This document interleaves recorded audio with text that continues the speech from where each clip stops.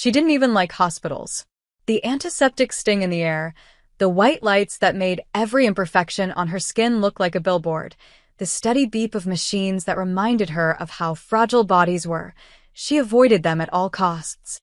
So when Claire opened her eyes to one, her first instinct was to leave. Her second instinct, however, was confusion. The fluorescent ceiling above her was unfamiliar, and her coat, her favorite green wool one, was draped over a stiff plastic chair next to the bed.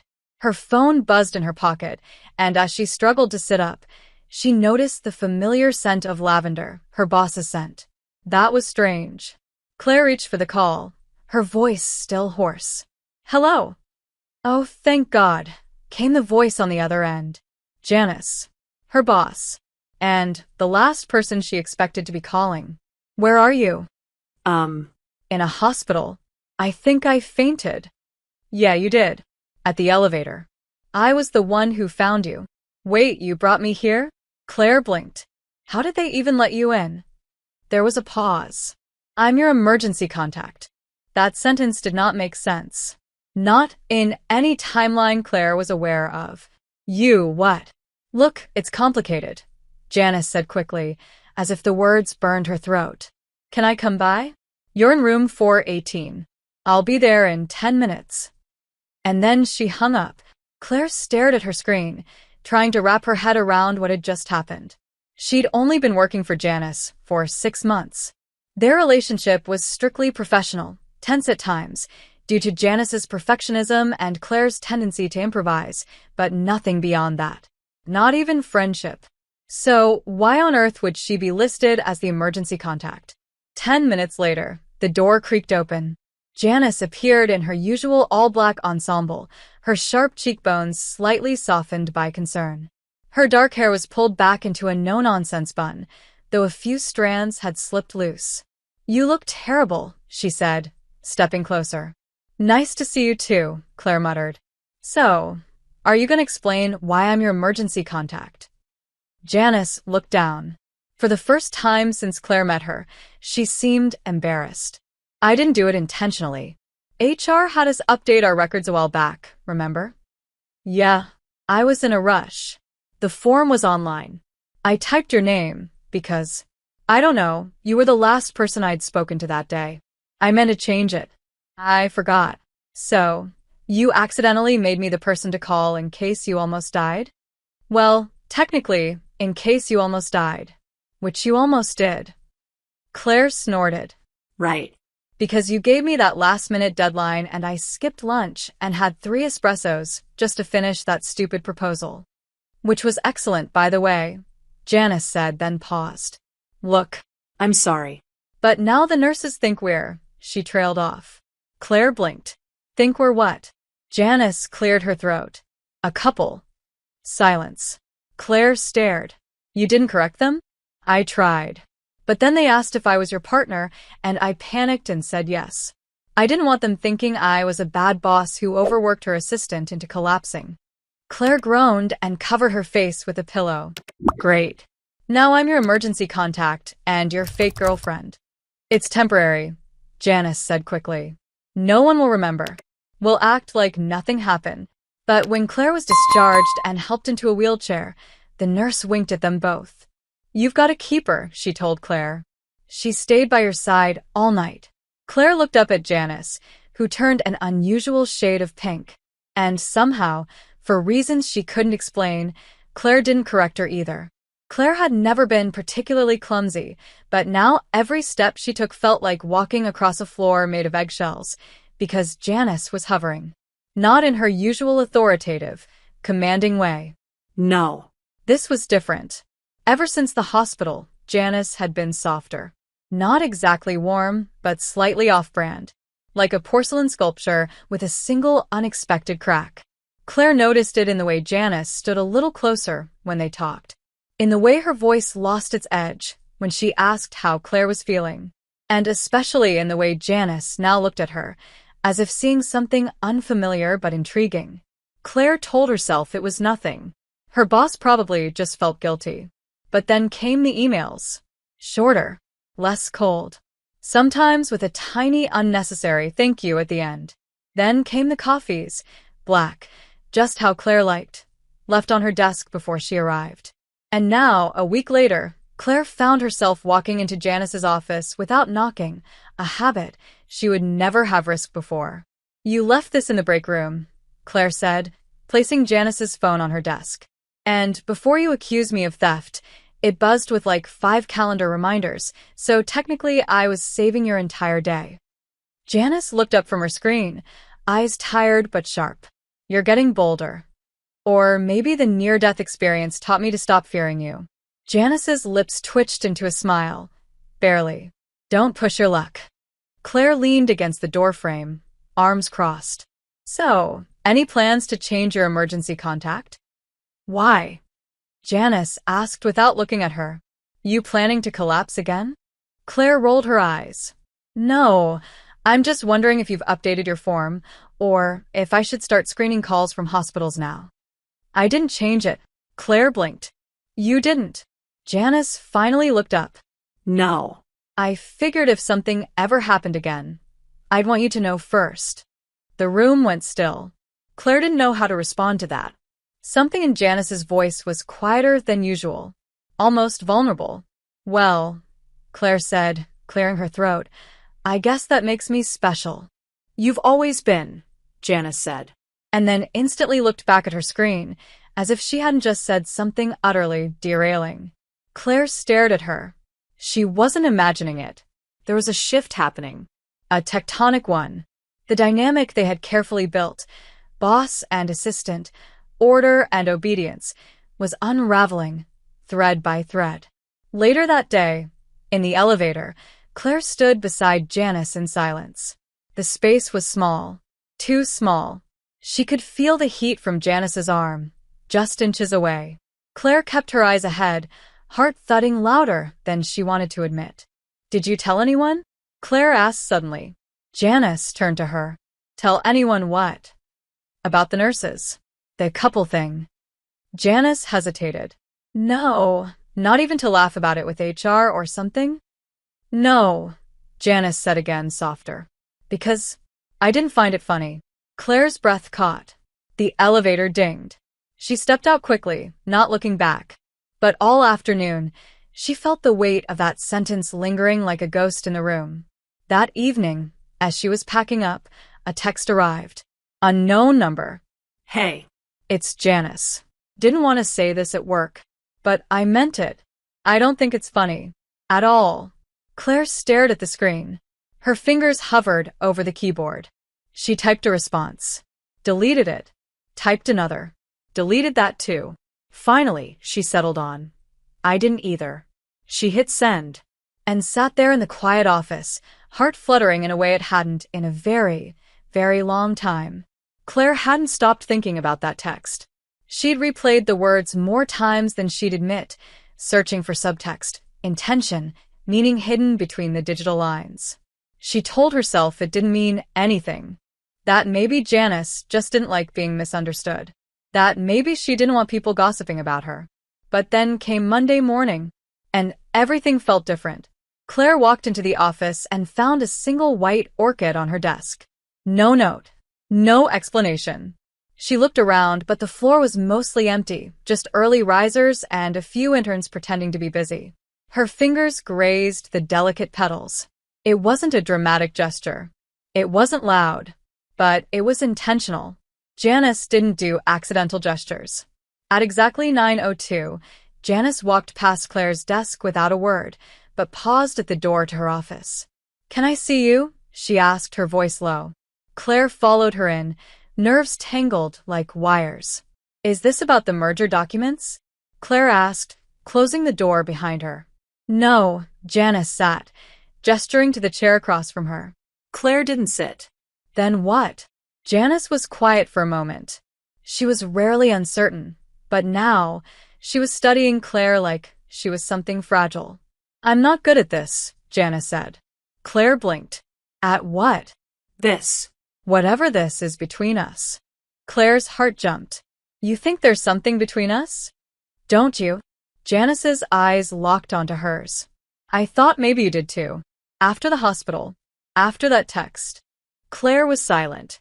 Her throat was suddenly dry. I don't know what to say. Say whatever's true, Janice said. Claire finally sat down. Her pulse was a drumbeat in her ears. I didn't think you liked me. Not like that. I thought I annoyed you most days. You do, Janice said without missing a beat. You talk too much when you're nervous. You interrupt me during meetings. You have absolutely no filter. Wow. This is going great. But, Janice continued, you also challenge me. You're not afraid to push back. You're the only person here who doesn't act like I'm made of glass or stone. And I trust you. More than I've trusted anyone in a long time. Claire didn't know what to do with the ache that bloomed in her chest. The vulnerability in Janice's voice was sharp and honest, and Claire felt it sink into her like a secret being kept too long. I wasn't expecting any of this, Claire said softly. Neither was I, Janice admitted. But I haven't been able to stop thinking about you. And before you panic, I'm not asking you for anything. I just needed to say it. I needed you to know. Claire leaned back in her chair, her hands clasped in her lap. Okay, she said. So now what? Now we keep working. Professionally. Until, or unless something changes. And if something already has? Janice's gaze flicked up. Then I'll wait for you to decide what to do with that. The tension was unbearable now. Not hostile, just charged. Claire stood. I need coffee, she said, voice shaky. Want one? Black, Janice said, her tone unreadable. As always. Claire stepped out of the office and walked down the corridor, the sound of her heels sharp against the marble. Her heart hadn't stopped racing. She got to the break room and gripped the counter, trying to calm the chaos inside her. She should have been terrified. This was her boss. Her boss. But instead, there was something thrilling about it. Dangerous. Real. As she poured the coffee, a voice behind her said, So, when are you going to kiss her? Claire turned sharply. It was Sophia from accounting, smirking over her coffee cup. What? Claire snapped. Oh, come on, Sophia said. She looks at you like you're the only person in the room. Everyone sees it. There's nothing going on, Claire lied. Sure. And I only drink decaf, Sophia said, rolling her eyes. Claire grabbed the mugs and escaped without another word. When she returned, Janice didn't say anything, just took the cup and met her eyes for a second too long. It was a look full of restraint, of possibility, of choices not yet made. And that night, when Claire finally got home, she lay in bed for hours, one question circling endlessly in her mind. What if I want this too? The next morning, Claire woke up 20 minutes earlier than usual. She told herself it was just because she wanted to beat the rush hour, that she was being responsible, efficient. But the truth was humming low in her stomach like a quiet engine. She wanted to see Janice. Not as her boss. Not as the woman who scowled at typos and demanded impossible deadlines. But as the woman who had admitted, without games, without drama, that she couldn't stop thinking about her. Claire dressed carefully. Not too obvious. Just intentional. A fitted navy blouse. Hair down instead of in a ponytail. Lip gloss instead of chapstick. She hated herself a little for caring so much, but not enough to stop. When she arrived at the office, Janice's door was already closed, a soft light glowing beneath it. Claire placed her bag down, heart tapping a little faster. She hadn't planned what to say. She hadn't even decided what she wanted yet. All she knew was that something had changed. Hey, if you're enjoying this story, go ahead and drop a like to help us grow the door to Janice's and let me know in the comments. Claire looked up on a scale from 0 to 10. She told herself, what score would you give this story? But her breath still hitched when she saw her. Your feedback, Janice all the difference. Tired, but not cold. Morning, Janice said. No title. No clipped tone. Just that. Claire swallowed. Morning. Join me for lunch today? Janice asked, voice low. Out of the office. Claire blinked. Like a meeting? Like food, Janice said, one corner of her mouth twitching. And conversation. I promise not to assign you anything. Yeah, sure. Good, Janice said, then disappeared back into her office like nothing had happened. But Claire sat frozen for almost 2 full minutes. They went to a little place on the corner, nowhere fancy, just a quiet cafe, with mismatched chairs and a menu written in chalk. Claire had been there before, but it felt different now, like the space itself was holding its breath. They didn't talk about work. At first, they didn't talk much at all. Janice seemed content to just sit across from her, nursing a tea she didn't touch, eyes fixed on Claire like she was trying to memorize something. Claire fiddled with her straw. "So, how long have you been not hating me?" she asked, half joking. "Since your second week," Janice said. "You told Mark in legal that his PowerPoint looked like it was designed by a raccoon." Claire choked on her drink. "You heard that. The whole floor heard it. I almost fired you." "You almost fired me for being right?" No. "I almost fired you because you scared him into improving it, which, to be fair, helped me." Claire smirked. "So, I saved your day, basically." "You started saving my days more often than I wanted to admit," Janice said softly. Claire's heart skipped. She looked down at her plate, unsure of what to say. The honesty was disarming. Quiet, but powerful. Janice leaned in slightly. "Can I ask you something?" "Of course." "Would you be this careful if I wasn't your boss?" The question hit like a quiet thunderclap. Claire met her eyes. "I don't know," she said honestly. "I've never felt this kind of pull before. Not like this. Not with someone I wasn't supposed to want." Janice didn't look away. "Same." "So, what do we do with that?" Claire whispered. Janice was quiet for a long moment. "We take it slow. And we're honest. Always. Even when it's hard. Even if it means stopping? Especially then." Claire nodded, her fingers lightly brushing the edge of her glass. "Okay." They sat in silence for a moment. But it wasn't uncomfortable. It was heavy with something unspoken. On the walk back, their arms accidentally brushed. Neither of them moved away. That evening, Claire stayed late. Not because she had to. She just didn't want to leave yet. She was packing up when Janice appeared at her doorway. "You're still here," Janice said. "So are you." Janice hesitated, then stepped inside. "Can I ask you one more thing?" "Sure." "If I asked you to come home with me just to talk, would that be inappropriate?" Claire's heart slammed against her ribs. "Probably." Janice gave her a slow, cautious smile. "But would you?" Claire took a breath. "Yes." The word felt like a drop of ink spreading through water, immediate, irreversible. They walked out together, the office behind them suddenly irrelevant. Claire didn't know what would happen next. But for once, she wasn't afraid of the unknown. She wanted to step into it, hand in hand with the woman who used to terrify her, and now made her feel more seen than anyone ever had. The car ride was quiet. Not awkward, not tense, just quiet. The kind of silence that crackled softly between them, like static before a storm. Janice drove with one hand on the wheel, the other resting near the gear shift, close enough that Claire could have reached out and touched her fingers. She didn't, but she thought about it the entire drive. Claire had never been to Janice's apartment before. She had imagined it countless times, cold, modern, impersonal. But when Janice opened the door and flicked on the lights, Claire's breath caught. It was warm, soft lighting, wooden floors, worn in some places. A navy blue couch with a blanket draped casually over the side.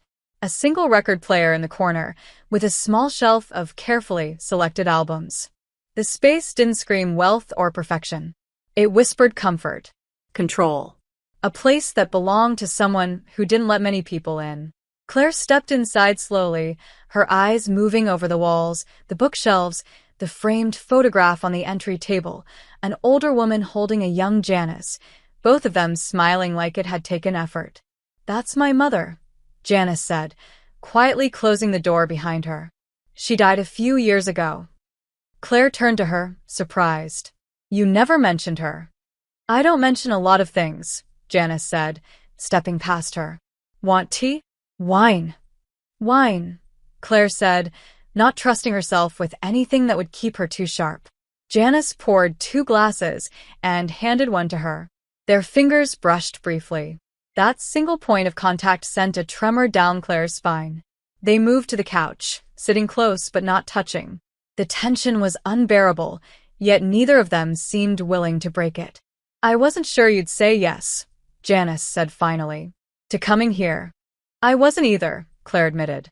"Why did you?" Claire looked down into her glass. "Because I wanted to see who you were outside of work. I wanted to know if this feeling, whatever it is, was real, or if it's just adrenaline and late nights and proximity." "And it feels real," Claire said, her voice barely a whisper. "That's the problem." Janice leaned back slightly, watching her. "You scare me a little," she said. Claire looked up. "Why?" "Because you make me want things I thought I'd buried. Things I told myself I didn't deserve." Claire's chest ached. She didn't know what she expected, but it wasn't this honesty, this rawness. "I'm not asking you for anything," she said gently. "Not tonight. I just wanted to know if I was imagining all of it." "You weren't." Claire exhaled slowly. Then, as if pulled by a thread she couldn't see, she reached out and placed her hand over Janice's. It was tentative, careful, but Janice didn't pull away. Instead, she turned her hand and intertwined their fingers. "I used to think vulnerability was a weakness," Janice said, staring at their joined hands. "Then you showed up and ruined everything." Claire laughed, breathless. "You're welcome." They sat like that for a while. No pressure, no rush. Just warmth and skin and two hearts cautiously leaning closer. Eventually, Janice stood and said softly, "Let me show you something." She led Claire to the small study at the end of the hall. Inside was a desk with a thick leather notebook resting on top. Janice opened it to a bookmarked page. "I write sometimes," she said. "Only when I can't sleep." Claire stepped closer, her eyes scanning the page. It was a poem. Simple. Honest. Ache buried between the lines. Not great art, but deeply personal. Claire looked up, stunned. "You wrote this?" Janice nodded, watching her closely. "The night after the hospital." Claire didn't know what to say. So she didn't say anything. She just turned, slowly, and wrapped her arms around Janice's waist. It was instinctual, natural. Janice inhaled sharply, then exhaled against Claire's neck. Her hands moved to Claire's back, holding her carefully, as if unsure whether this was real. They stood there, swaying slightly, not quite dancing, not quite still. The silence stretched, not empty, but full. Full of things they hadn't said. Things they were afraid to want. Finally, Janice whispered, "Do you want to stay?" Claire pulled back just enough to meet her eyes. Yes. The word didn't feel reckless. It felt right. Janice nodded and took her hand, leading her back to the living room where they sat again. Closer this time. Touch was easier now. Janice's hand resting on Claire's thigh. Claire's head tilted toward Janice's shoulder. They didn't kiss. Not yet. But the air between them hummed with the promise of it. With the inevitability. And when they finally drifted to sleep, curled on the couch under the same blanket, their hands were still clasped tightly together, like neither of them was quite ready to let go. Janice was the first awake. Her body protested as she shifted on the couch, spine sore from the awkward angle, but her arms were full of warmth. Claire, still curled beside her, hair tangled and breath soft against Janice's collarbone. For a moment, Janice didn't move. She just watched. Claire's eyelashes fluttered slightly. Her lips were parted in sleep. And Janice felt something she hadn't in years. Peace. Dangerous, sweet, intoxicating peace. She should have gotten up. Should have created distance. Boundaries. But instead, she ran her fingers gently through Claire's hair, brushing it behind her ear. Claire stirred, brow furrowing slightly. "It's early," Janice whispered. "You can sleep a bit longer."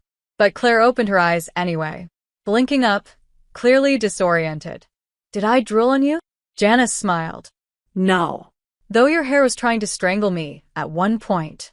Claire stretched with a sleepy groan, her body pressing briefly into Janice's side. "God, my back's killing me." "You chose the couch. You chose the poem." That kind of emotional ambush leaves a girl paralyzed. Janice laughed softly, the sound low and surprising even to herself. Claire looked at her, amused. You laugh. Rarely. Don't get used to it. Too late, Claire said, sitting up slowly. It's burned into my memory forever. The blanket slipped down, and Janice couldn't help letting her eyes follow the bare curve of Claire's shoulder, the thin strap of her tank top slightly askew. Claire caught the look. Their eyes locked. The room stilled. Do you want coffee? Janice asked, her voice just a little rough. Claire nodded. Yes. And also, yes to every question you're too polite to ask out loud. Janice raised an eyebrow. That bold in the morning? I'm worse with caffeine. They sat across from each other at the small kitchen table, hands wrapped around mismatched mugs, a slice of silence between them. It wasn't uncomfortable, but it was fragile, like the morning was balancing on a precipice. So, Claire said finally, what happens now?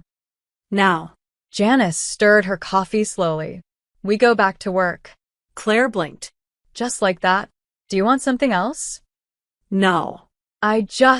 Claire hesitated. Are we pretending last night didn't happen? No, Janice said, looking directly at her. We're just not letting the office have it. Not yet. Claire nodded. Okay, I can live with that. Claire. The way Janice said her name was different now. Softer. Heavier. I've spent most of my adult life keeping people at arm's length, and I can already feel myself failing miserably at doing that with you. Maybe that's not a failure, Claire said. Maybe it's just timing. Back at the office, everything looked the same. Gray walls, Cold lighting. keyboard taps, and printer groans. But Claire felt different, like her skin remembered something her mind was trying to protect. They didn't talk for the first few hours. Janice stayed in her office. Claire answered emails. But around 11:30, an email arrived in Claire's inbox. Subject: calendar conflict. Body: lunch meeting today. Private. 12:15, same place. Don't be late. Jay. Claire smiled despite herself. At the cafe, they sat in their same booth. This time, Janice reached across the table and took Claire's hand without hesitation. Is this reckless? Claire asked. Absolutely. But it doesn't feel wrong. It doesn't, Janice agreed. But I need to know something. Anything. You've worked hard to get here, Janice said. You're good at what you do. If this thing between us ever puts you in a difficult position, I'll step back. I won't let it hurt your career. Claire frowned. Janice, I'm not a child. And I don't want to be protected. I want to be respected enough to choose for myself. Janice looked at her for a long moment, then nodded, slowly. Understood. Good, Claire said. Now pass the salt. You control freak. That night, Claire walked home alone. They'd parted with a careful glance in the elevator. Nothing more. It had to be that way for now. But as she lay in bed, her phone buzzed. A text from Janice. You made today harder than it should have been.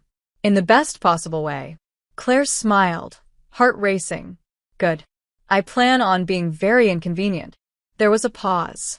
Then another text. Stay inconvenient, Claire. Please. Claire held the phone to her chest, eyes closed, and let herself feel it. The beginning. Real. Delicate. And utterly impossible to ignore. Claire had never been good at pretending. Not when it mattered. Not when every glance from Janice felt like a lit match dropped onto dry leaves. The office wasn't the same anymore, not really. Every time she passed Janice in the hallway, she felt heat rush to her skin. Every meeting, every shared glance across the boardroom, carried an electric undertone no one else seemed to notice, but Claire felt it like a secret burning in her veins. It was getting harder to separate things, especially because Janice was so good at it. At pretending nothing had changed. At keeping her tone measured and her face unreadable. Claire, on the other hand, felt like she was holding back a tidal wave with her bare hands. And then came Madison. New. Blonde. Perfect teeth and sharp heels. Transferred from the Boston office. The kind of woman who seemed designed to slide into power and make it look graceful. Claire didn't mean to notice how Janice's gaze lingered on Madison in the Monday meeting. She didn't mean to notice how Madison leaned in when Janice spoke, smiling like they shared some secret no one else was invited to. Claire kept her face neutral, her notes organized. She didn't say a word, but she felt it twist in her gut. At lunch, she avoided the cafe, stayed at her desk, ate a granola bar, and tried not to care. Janice didn't message, didn't invite her out. Claire told herself it was a busy day, that it didn't mean anything, but it felt like something. That evening, when she finally left, her phone buzzed. A text. "Can I see you tonight?" Claire stared at the screen. For a moment, she almost said no, just to prove she could. Just to make Janice feel the silence Claire had swallowed all day. But she didn't. Yes. Yours or mine? Mine. When Claire arrived, Janice was already barefoot, dressed in a soft sweater and jeans, more casual than Claire had ever seen her. She opened the door with a hesitant smile. "Rough day?" she asked. "Is that your way of checking if I noticed you flirting with the new girl in front of everyone?" Janice blinked. "What?" Claire moved past her, dropping her bag on the couch. "Madison." Tall. Vogue eyes. "You were practically giving her your home address in the conference room." "Claire," Janice said slowly, closing the door. "Nothing happened. She's new." I was being welcoming. Right. Very warm welcome. Are you jealous? Should I be? Janice stepped closer.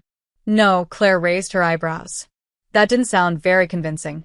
That's because you're being ridiculous. Claire felt the words hit harder than they should have. She looked away, arms crossed. I'm not used to this. To what? Wanting something I'm not allowed to claim. Watching you smile at someone else and not knowing if it means anything. Janice's expression softened. She reached out, slowly, and touched Claire's chin, guiding her gaze back. I didn't smile at her the way I smile at you. You didn't smile at all today. I was trying not to give us away. You were trying not to see me. Janice sighed. Claire. No, really, Claire said, pulling back. Are we actually doing this? Or is this just something pretty for you to hide behind closed doors? The silence that followed was sharp. But Janice didn't raise her voice. She didn't defend herself. She just stepped forward and cupped Claire's face with both hands. This scares the hell out of me, she whispered. You scare the hell out of me. Why? Claire's voice cracked. Because I want you. In ways I didn't think I was allowed to. And because if I fall for you and I am falling, I don't know who I become. I've built walls for years, Claire. And you break through them like they're nothing. Claire's eyes burned. I'm not asking you to break anything. I'm asking you to let me in. Janice kissed her. Soft. Firm. Like punctuation after a truth too long hidden. Claire melted into it, her hands clutching the front of Janice's sweater, anchoring herself to the only thing that felt steady. When they parted, Janice rested her forehead against Claire's. I'm in this. I'm all in. But I need you to be patient with me. I've waited long enough, Claire said. But I'll wait longer if it's you. That night, they didn't fall asleep on the couch. They made their way to Janice's bed, slow and careful. No rush. No urgency. Just touches that spoke of choice, of permission, of walls coming down brick by brick. Claire traced the lines of Janice's body like she was learning a new language, and Janice let herself be seen, entirely. It wasn't about sex. It was about presence. And in the quiet aftermath, lying together in the dark, Claire whispered, I don't want to keep this a secret forever. Neither do I, Janice said. But for now, let's keep it ours. Claire nodded and curled closer, her fingers tangled with Janice's. The fear hadn't vanished, but it was softer now. Easier to carry when they carried it together. The morning after didn't feel like a dream. It felt solid, tangible. The way Janice's fingers brushed softly against Claire's bare back as she slept. The way their legs stayed tangled beneath the sheets, neither one of them moving even after the sun began to creep through the curtains. For the first time in weeks, Claire didn't wake up with anxiety twisting in her stomach. She felt full, settled, wanted. Janice stirred behind her, and Claire smiled before she even opened her eyes. Are you watching me sleep again? I wasn't watching. I was memorizing. Claire rolled onto her back, eyes meeting Janice's. That's worse. I'm thorough. You're insufferable. Janice leaned in, kissed her shoulder. You didn't complain last night. God, you're smug in the morning. Only when I wake up next to you. They stayed in bed longer than they should have. Time folded in on itself, softened by lazy touches and shared laughter. But eventually, reality crept in. Claire sat up, groaning. We have to go. Janice looked at the clock and winced. We're already late. If we walk in together, people will notice. You leave first, Janice said. I'll follow after. Claire got dressed in silence, part of her already missing the warmth they were leaving behind. She turned at the door, hesitating. You'll text me? Always. Claire nodded and slipped out into the hallway, heart pounding.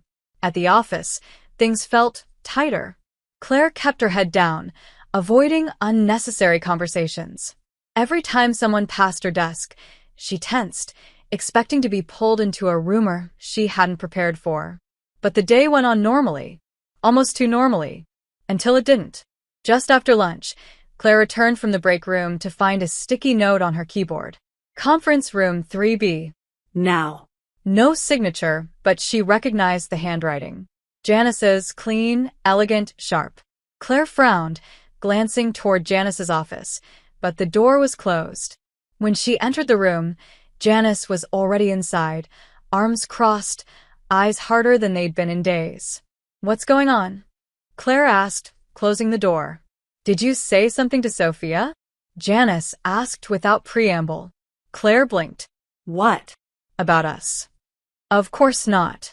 Then how the hell did she know you left my apartment this morning? The air turned to ice. Claire's mouth went dry. She what? She came to my office 20 minutes ago. Said she hoped I was enjoying my early morning debriefs. Claire felt like the floor had dropped out from under her. I didn't tell her anything. Did anyone see you leave? I don't think so. I was careful. Then how does she know? Claire shook her head. I have no idea. Janice exhaled, her jaw tight. This can't get out, Claire. Not yet. Not like this. I know that. It could damage both of us. I'm not just your boss. I'm an executive. HR will tear this apart. Claire stepped back, crossing her arms. Are you accusing me of being careless? No. I'm saying we have to be more careful. This isn't just some office fling. I know that, Claire said, voice rising. God, do you really think I'd risk all of this just to gossip about sleeping with my boss? Janice flinched. Don't reduce it to that. Then don't talk to me like I'm just another risk you're trying to manage.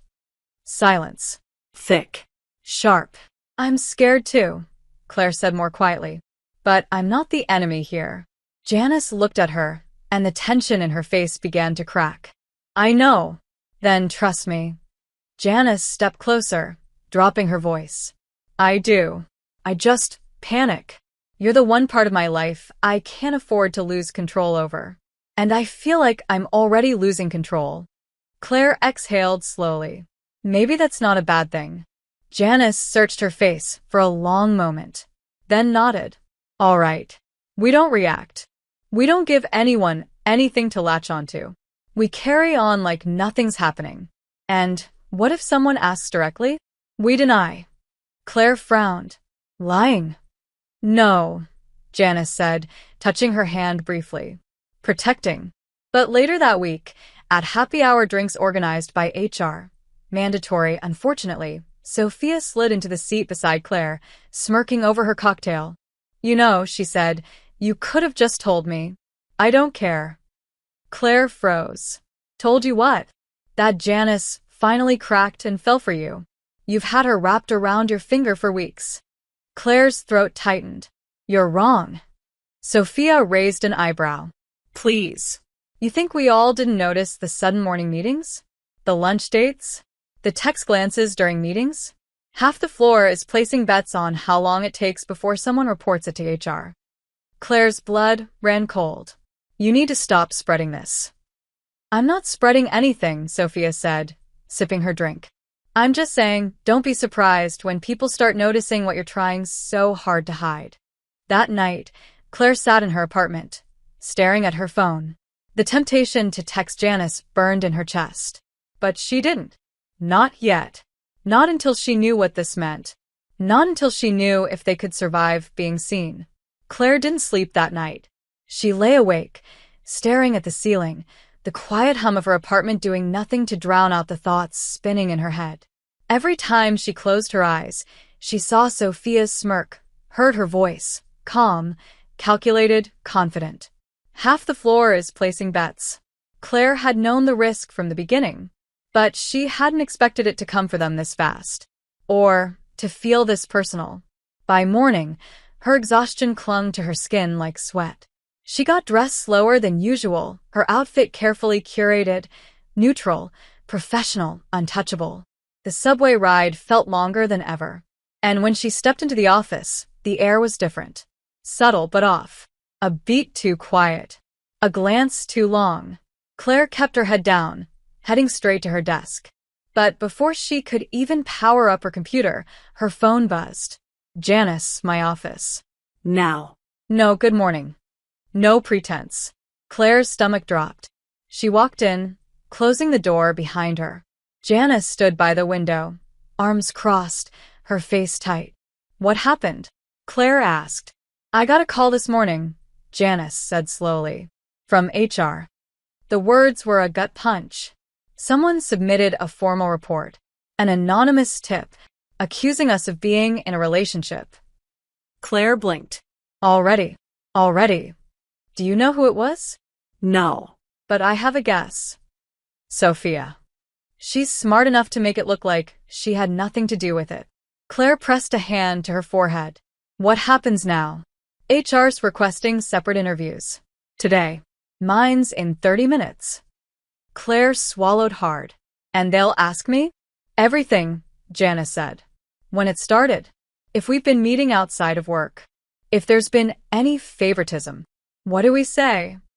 Janice hesitated. For the first time, she looked uncertain. We deny it. Claire's heart twisted. Just like that. There's no other option.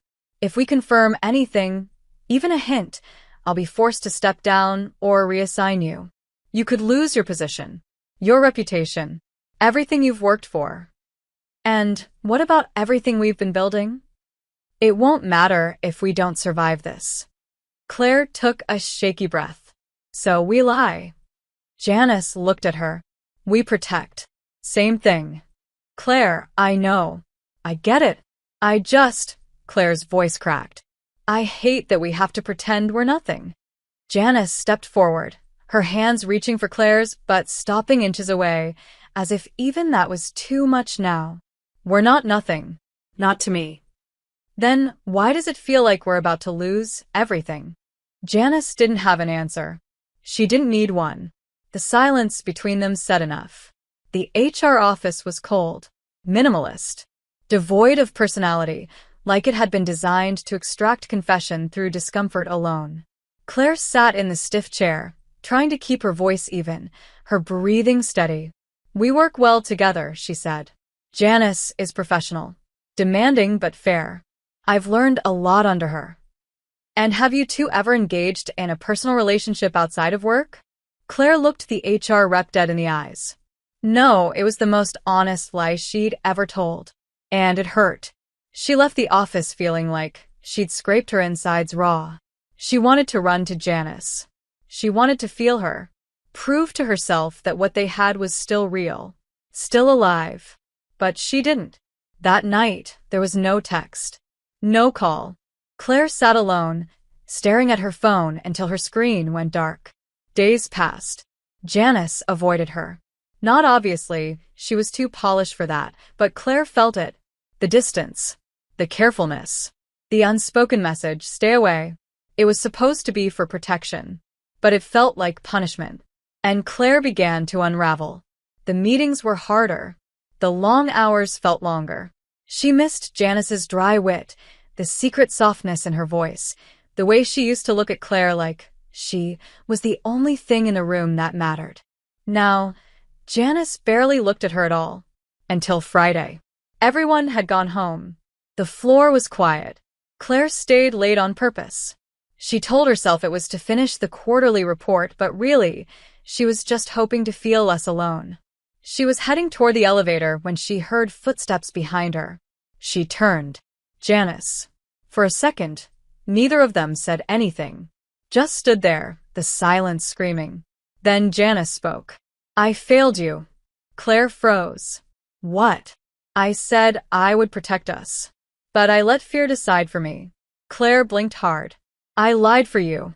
I know. I watched you walk away. Every day this week. And I said nothing because I thought maybe that was the cost of being close to you. Janice stepped closer. It shouldn't be. Claire looked up, her voice breaking. Then stop making me feel like I'm the one who did something wrong. Janice closed the distance between them. You didn't. I did. She reached out, slowly, and this time Claire didn't pull away. Their fingers touched. Clasped. Janice whispered, I missed you every damn day. Then stop pretending I don't exist. Janice exhaled. Come with me. Just for a little while. I need to feel normal again. Us again. Claire hesitated, then nodded. Okay. And just like that, they slipped out into the night together. For now. Janice didn't take her home. She didn't take her to the apartment with the dim lights and soft couches and wine-stained comfort. Instead, they ended up at a small inn just outside the city. Old, quiet, forgotten by tourists. A place that didn't ask questions and barely had cell service. Claire stood in the doorway of the room while Janice paid at the desk. The walls were pale green, the windows large and open to the sound of rustling leaves. For the first time in days, Claire could breathe. When Janice returned, she didn't say anything at first. She just walked over to Claire, took her hand, and pulled her into an embrace that was nothing like the careful ones from before. This one was desperate. Honest. Janice held her like she'd been drowning without her, and Claire clung back just as hard. I haven't slept, Janice whispered. I know. I kept pretending it didn't matter, that I could shut it off. But I can't. Neither can I, Claire said softly, her voice breaking. I tried. Janice pulled back just enough to look her in the eyes. I hated not talking to you, not touching you. I hated how quiet everything felt without you in it. Claire studied her face. There was exhaustion there, yes, but also something new. Something bare. Then stop running, Claire whispered. Let me in. Janice kissed her before the last syllable left her lips. It wasn't a kiss of seduction or invitation, it was a kiss of need. Of longing. The kind that says I missed you, and I'm sorry, and don't you dare go anywhere ever again. They didn't rush. Clothes fell away slowly, like secrets peeled back in the warm hush of the room. They moved without words, with a reverence that made Claire's chest ache. When Janice kissed the inside of her wrist, when Claire touched the curve of her waist, it was like reading a love letter written only for them. After, they lay tangled in the sheets, the moonlight cutting soft lines across their bodies. Janice traced circles on Claire's shoulder. I don't know how we come back from this, she said quietly. We don't, Claire replied. We move forward. We do things differently. Together. I want that. But the risk is still there. I know. But so am I. Janice turned her face, pressing a kiss to Claire's temple. You make me feel like I'm allowed to want things again. You are. I've been alone for a long time, Claire. Then let me stay. Let me be the thing that stays. The words hung in the air, raw and heavy. Janice didn't answer with words.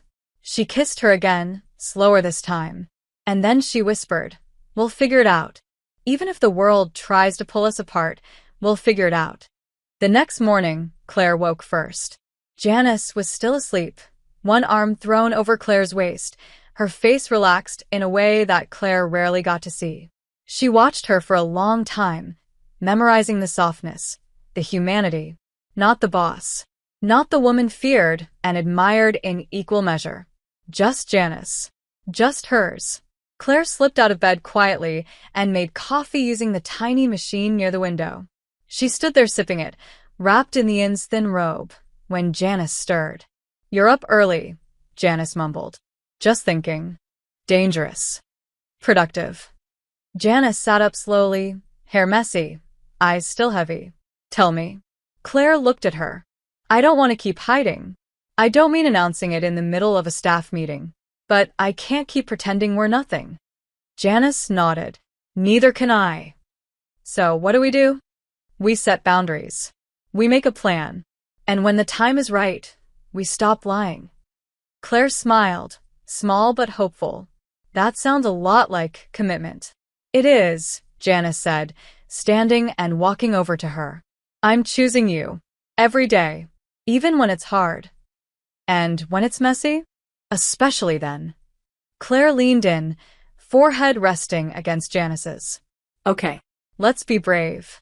Janice kissed her softly. Together. Back at the office on Monday, things felt different. They still didn't touch. Still didn't stare too long. But the energy between them was quieter now, solid. When Sophia passed Claire in the hall, she gave her a look. Not cruel, just curious. Maybe even a little surprised that Claire still stood tall. Still smiled. Still came to work with a fire in her eyes. But Claire didn't flinch. She walked into her day like a woman who knew what she had and who she belonged to. That afternoon, Janice called her in to review a contract. The door was closed. Professional. Calm. But when Claire reached across the desk to hand her a document, Janice's fingers brushed hers, and this time didn't pull away. A brief moment. A flash. But enough to remind them both. They were done hiding from themselves. The world would wait. The line between personal and professional had always been clear for Janice. Sharp. Necessary. It was what kept her sane, what protected the version of herself she let the world see. Controlled, respected, untouchable. But now that line was blurring with every shared glance, every quiet text, every weekend Claire spent wrapped in her sheets. And it was beginning to show. Not in some scandalous, obvious way. No. They were careful, but even careful had limits. That Monday, during the weekly leadership meeting, Janice caught herself zoning out during a financial report, eyes drifting across the table to Claire, who was tapping notes into her tablet with the kind of focus Janice could only pretend to have in that moment. Claire looked up at the same time, like she felt the attention, and their eyes locked. It lasted less than a second, but it was enough. Madison noticed. She didn't say anything, but her gaze narrowed. Claire looked away first. Later, in the hallway, Madison approached her near the copy room, her tone as sweet as it was sharp. "You two make a cute pair." Claire stiffened. "Excuse me?" "You and Janice," Madison said casually, pretending to study the print queue. "It's obvious, you know. At least to people who pay attention." "There's nothing going on." "Sure," Madison said, eyes flicking to hers. "You should be more careful, Claire. This company eats weakness alive. And no one survives long when their loyalty's divided." Claire stood her ground. "Thanks for the advice. I'll be sure to ignore it." Madison smirked, turning away. "Just remember who signs the paychecks." Claire's jaw tightened. She didn't know what Madison's angle was, if it was jealousy, ambition, or boredom, but it didn't matter. The threat was there, even if it was wrapped in lipstick and polite smiles. That night, she told Janice everything. They were at Claire's place this time, curled on the couch, Thai takeout half-eaten on the coffee table. "She knows," Claire said, picking at a spring roll. She didn't say it outright, but she knows. Janice frowned, setting down her drink. She can't prove anything. She doesn't have to. She just has to say enough to make people look harder. Janice rubbed her temples. "I knew this would happen eventually. I just didn't expect it from her." "You think she'd go to the board?" "No," Janice said. "She's not reckless. She's strategic. She'll wait until the perfect moment, when she can use it as leverage. Then maybe it's time we get ahead of it." Janice blinked. "Claire, I'm not saying announce it on the company newsletter. But maybe we need to stop pretending that the best way to protect this is to bury it alive." "We're not ready." "Then when will we be?" Claire's voice shook. "After someone else tries to blackmail you?"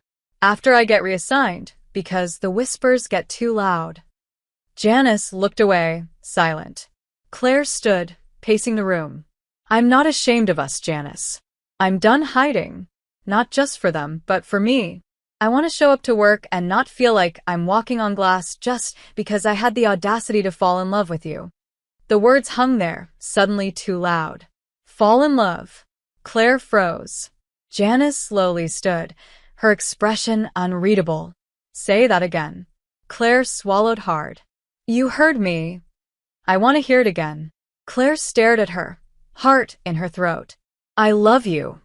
Janice exhaled like she'd been holding her breath for weeks. Say it one more time, and I'm going to kiss you so hard we won't make it to the bedroom. Claire stepped closer, eyes shining. I love you. Janice grabbed her waist and kissed her like a promise. Like surrender. Like she was finally done resisting something she'd wanted for too long. Later, as they lay tangled in Claire's bed, Janice traced shapes along her spine and whispered, I want to love you without fear. Without rules. But I need more time. I'll give you time, Claire said softly. But I won't give you distance. Deal. The next morning, Janice called an early meeting with HR, voluntarily. Claire wasn't in the room. But she knew what Janice was doing. Taking control of the narrative. Not hiding, not confessing, but preparing. Setting the ground for a future they could live in. When Janice returned to her office, she found a sticky note on her chair. Thank you for fighting for us. See. She smiled. For the first time in days, it wasn't the smile of a woman trying to hold the pieces together. It was the smile of someone who knew exactly who she wanted beside her and what she was willing to risk to keep her. The days that followed had an unfamiliar stillness. Like the air after a storm, not entirely calm, but charged with a new kind of energy. Claire felt it in the way people moved around her, more watchful now. Less subtle. Whispers that died the moment she entered a room. Sideways glances that lasted a beat too long. But no one said anything out loud. Not yet. Something had shifted when Janice met with HR. It wasn't an announcement, but it was a signal. A warning. Claire knew Janice hadn't confessed, only laid the groundwork. If rumors arise, I want to handle them directly. Respectfully. Without speculation. That's what she'd said. And now they were walking a line so thin it might as well have been smoke. But still, Claire felt steadier than ever. Because now, Janice was with her. And the difference was everything. On Thursday, Claire found a note inside her planner. Small, folded twice, written in Janice's precise script. Dinner tonight. My place. No talking about work. No guilt. Just us. Claire stared at the note for a long time before slipping it into her bag. She didn't smile. She ached. All day, she felt it pulsing beneath her skin, the need. Not just physical. Emotional. The need to be wanted out loud. To be seen without consequence. Janice opened the door before Claire could knock, as if she'd been standing on the other side the entire time. She was barefoot again, hair down, wearing a soft gray sweater Claire had once complimented in passing.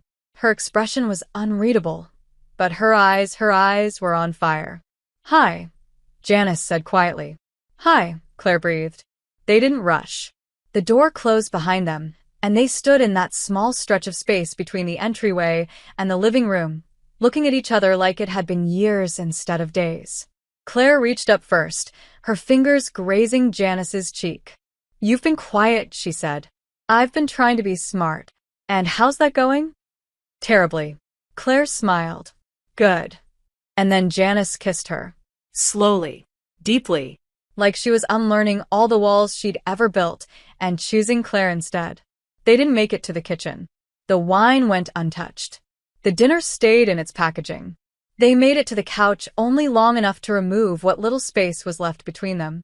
And when Janice pulled Claire onto her lap, her hands firm on Claire's thighs, her mouth tracing the line of her throat, Claire whispered, Don't hold back tonight. Janice didn't.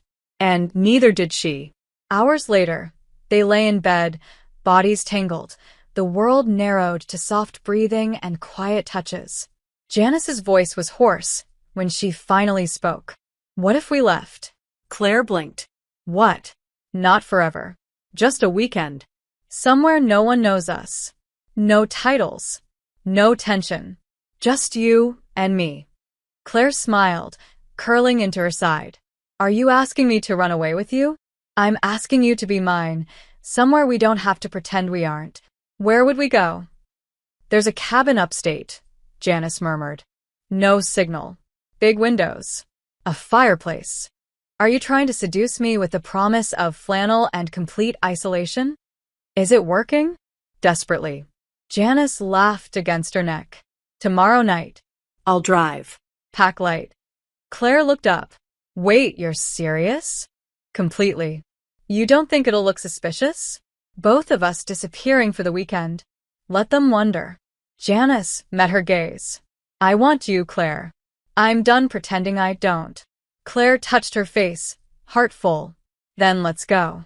Friday came fast. Claire packed one small overnight bag, fighting the smile that kept threatening her professionalism. She wore her usual work outfit, said nothing out of the ordinary. At 5:01 p.m., she left through the front entrance while Janice stayed behind, as planned. Claire waited 2 blocks down, hands in her pockets, breath visible in the late autumn air. When Janice's car pulled up, Claire slipped inside without a word. They didn't speak until they were out of the city, until buildings gave way to trees, until silence wasn't hiding but freedom. Janice reached across the console, lacing their fingers together. Claire turned her head and smiled at her. For the first time in weeks, she felt weightless. The cabin was exactly as Janice described, wooden, quiet, surrounded by pines and stars. Claire stood in the doorway for a moment, letting the peace settle into her bones. You weren't kidding, she whispered. It's beautiful. It's ours, Janice said simply. For the weekend. They didn't unpack. They didn't even turn on the lights at first. Just made a fire, opened a bottle of wine, and sat in silence on a thick blanket near the hearth. Claire leaned her head on Janice's shoulder. Do you think we'll survive this? Janice turned to her. We already are. But when it gets worse, if it does, then we fight harder. Claire closed her eyes. I'm scared sometimes. So am I. But I don't want to let go. Janice's arm tightened around her. Then don't. In the glow of the fire, in the safety of that quiet place, they kissed like it was the beginning again. No titles, no fears, no rules. Just 2 women choosing each other. And for the first time, it didn't feel borrowed. It felt real. And lasting. The morning light in the cabin was gentler than any city sunrise Claire had ever seen. It spilled through the large windows in quiet waves, warm and golden, falling across the wooden floor and the curve of Janice's bare shoulder as she slept beside her. For a long time, Claire didn't move. She just watched her. This version of Janice, unarmored, relaxed, tangled in a linen sheet and trust, was a sight Claire never wanted to forget. It wasn't just the beauty of it. It was the truth of it. And that truth felt sacred. When Janice stirred and blinked awake, her eyes found Claire immediately. You're staring, she murmured, voice thick with sleep. You're beautiful, Claire replied. Sue me. Janice smiled. Not her usual smirk. A real, quiet smile that made Claire's stomach flip. You should see yourself in this light, Janice said, reaching up to trace the line of Claire's jaw. You look like peace. I don't think I've ever been anyone's peace before. Then you've been underestimated.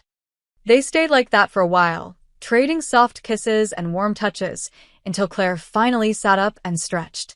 Okay, she sighed. If I stay in this bed one more hour, I'm going to combust. Janice raised an eyebrow. From boredom? From need? Do you realize what you'd do to me in this cabin? I have a vague idea. You're insufferable, Claire muttered, climbing out of bed.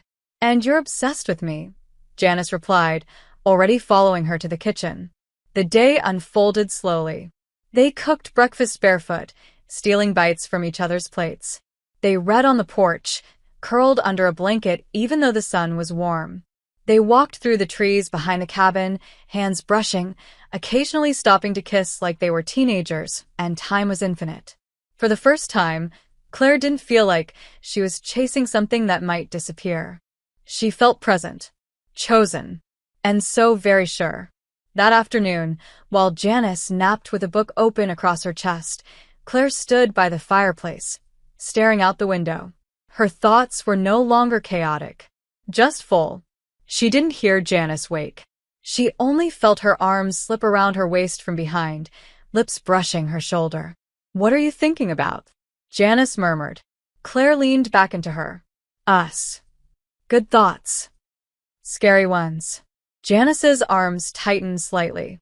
"Tell me." "I don't want to go back to how it was," Claire said quietly. "To hiding.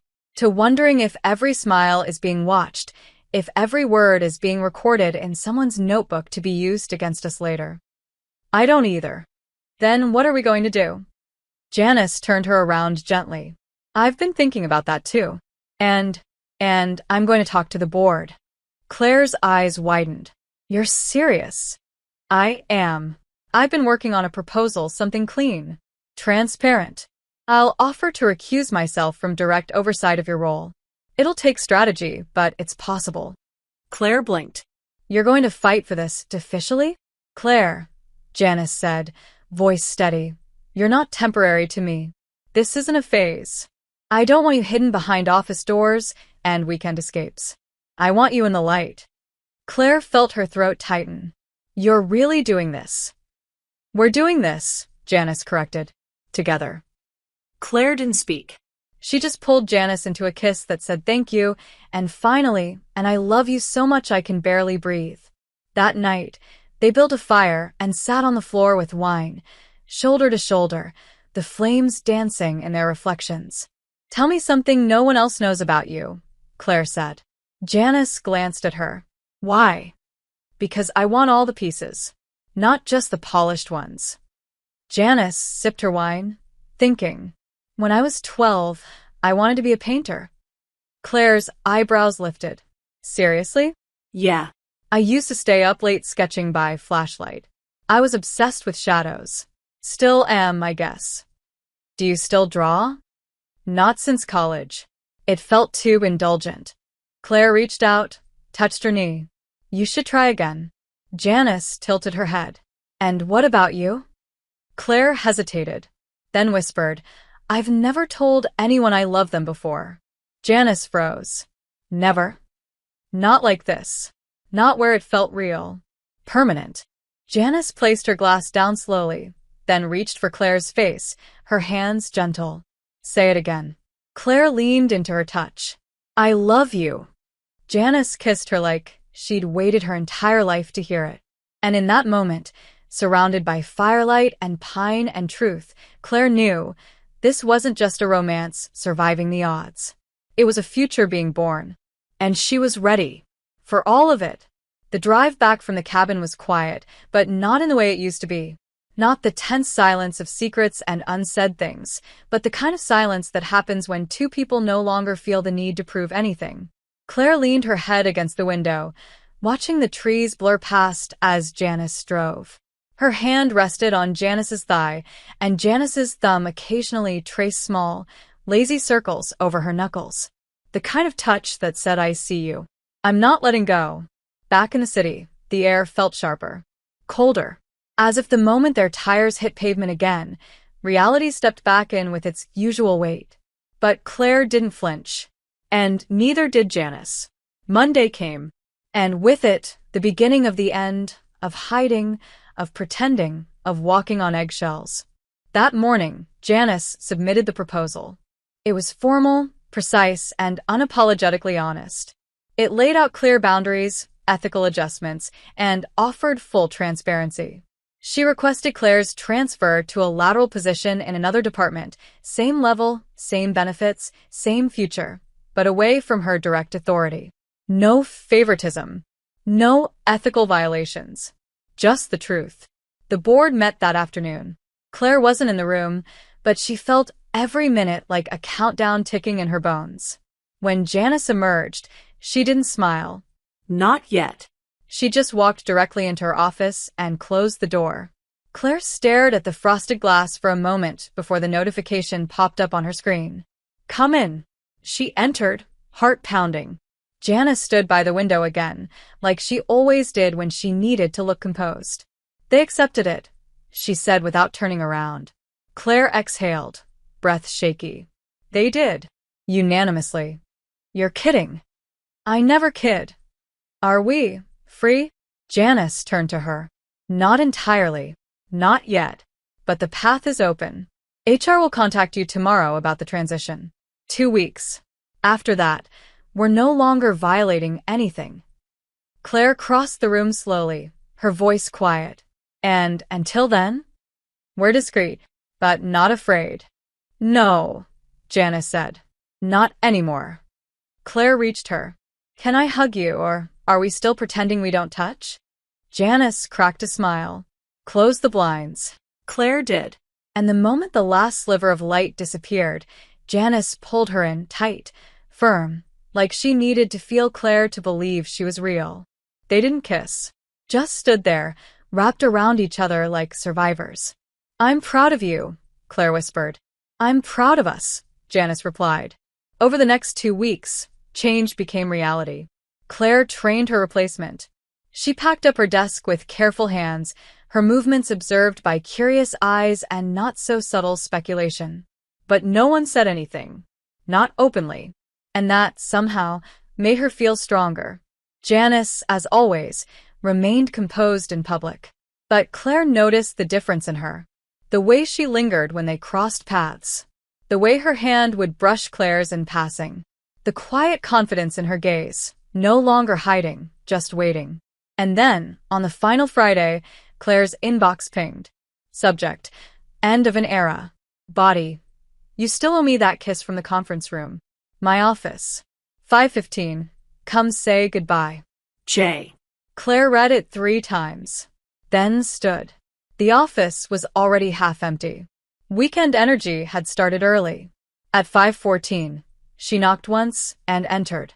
Janice was waiting, arms crossed, leaning against her desk. She looked up. Her eyes softened. "So," Claire said, closing the door behind her. "This is it. This is the last time you'll have to pretend I'm just your boss." Claire walked over slowly. "I'm going to miss being near you all day. I'm not going far." Still. Janice tilted her head. "Nervous? Only that you're going to keep all your dry wit and terrifying power to yourself and leave me craving chaos." Janice stepped forward.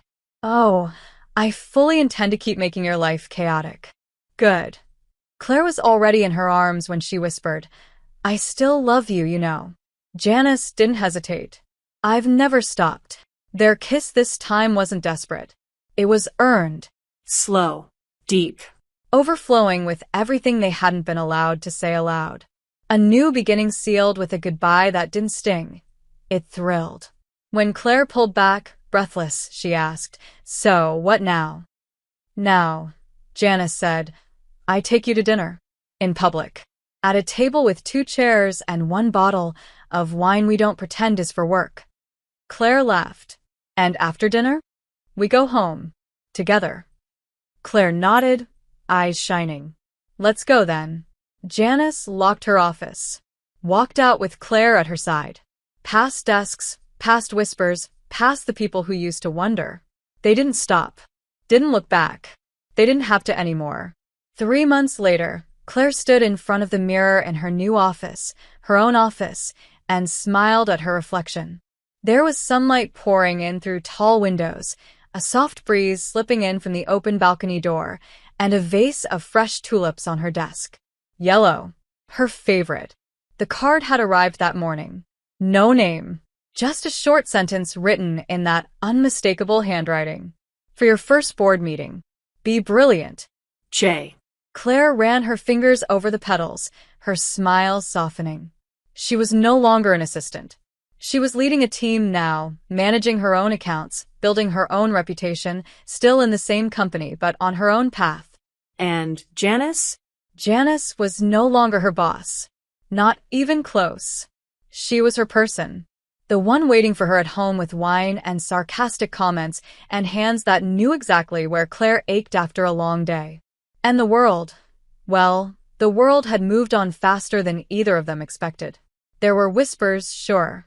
But after the formal HR review and the approval of Claire's transition, there was nothing anyone could use against them. The fire faded quickly when it had no more fuel. And what was left was freedom. They weren't reckless. They weren't flashy. But they also weren't hiding. Not anymore. That evening, Claire arrived home late. The apartment was quiet except for the soft jazz playing in the background. She kicked off her heels and dropped her bag by the door. "Janice," she called. "Kitchen," came the reply. Claire found her there, barefoot in black slacks and a silk blouse, stirring something on the stove that smelled heavenly. "You're cooking," Claire said, teasing. "Is this an apology or a seduction?" "Neither," Janice said. "This is gratitude. You killed it today." "How do you know?" "Because I know you. And also because 6 people from the board have already texted me asking where we've been hiding you." Claire smirked. "Maybe I should stop letting you take credit for my ideas." "Too late. I've already accepted 3 awards in your honor." They both laughed. Claire moved closer and wrapped her arms around Janice's waist from behind. "You smell like ginger and manipulation." "You love it." "I do love it." Claire kissed her neck. "I love you." Janice turned around slowly, arms sliding around Claire's shoulders. "You keep saying that like I won't melt every time." "I say it because I mean it every time." Janice kissed her, slow, deep, deliberate. "Good," she whispered, "because I don't plan on letting you go. Even if I start outshining you at work? Especially then." After dinner, they curled up on the couch, wine glasses in hand, Claire's legs draped over Janice's lap. The city lights glowed outside, but inside everything was calm. Claire stared at her for a long time, quiet and thoughtful. "You know," she said softly, "sometimes I still don't believe this is real." "This?" Janice asked, gently brushing her fingers along Claire's calf. Us. "All of this. You and me, not just surviving it, but actually living in it." "We fought for it," Janice said. "And now it's ours." Claire took a deep breath. "Promise me something. Anything. That we never stop choosing each other, even when it gets hard again." Janice leaned in and kissed her forehead. "Claire," she murmured, "I will choose you every time. On your best days, on your worst. Even when you leave your dirty coffee mugs on every surface of the apartment." "Rude." "True." Claire laughed, eyes gleaming. "You know what I want to do this weekend? Hide in bed and pretend we're snowed in?" Yes. "But also, I want to take you somewhere. Somewhere public. Just us. Holding hands. No masks. I want to be seen with you." Janice raised an eyebrow. "Are you asking me on a date?" "I'm claiming you." "God, I love you." "I know." 2 days later, they walked hand in hand through the botanical gardens, Janice in sunglasses and a long black coat, Claire in a soft sweater and boots, their fingers laced like it was the most natural thing in the world. People looked. Some smiled. Others moved on. But none of it mattered. Because every time Claire looked over, Janice was still there. Solid. Real. Hers. They stopped in front of a tree blooming early for the season, white petals fluttering like snow. Janice pulled Claire close, kissed her softly. "This is still terrifying sometimes," she said. "I know, but it's also right." Claire nodded. "We earned this." And they had. Every moment, every risk, every late-night whisper, every stolen touch. They had fought for this life, and now they were living it. Together. No fear. No hiding. Just love. Real. And unstoppable. If you enjoyed this content and want to support the channel in a special way, try clicking the thanks button below. It's the one with the heart and $sign icon. With super thanks, you can make a direct contribution to the channel, which helps me keep creating awesome videos for you.